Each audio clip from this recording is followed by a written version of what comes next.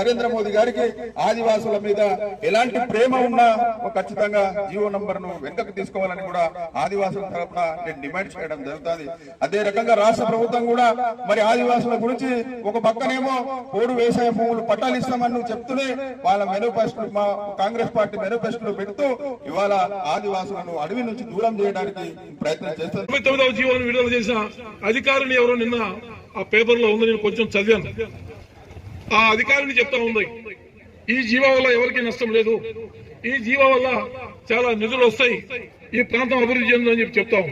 వీరు బతలిద్దరికే మాకును ఆదివాసులకును వీరు పిసలిరు వీరుకును కేడతలు పూడు కట్టు కేడ మరట సంధి ఆక్పైకి వీరుకు రోడ్ దగ్గర చుట్టుకి కట్ట ఇంటారు మరి దాకడికి దాకడికి ప్రతి ఉంది రోను వరో కుమ్రం భీమైనా ఆంతడసలే మన పాటలు శాశ్వతం కాదు, మనము జీవించే హక్కు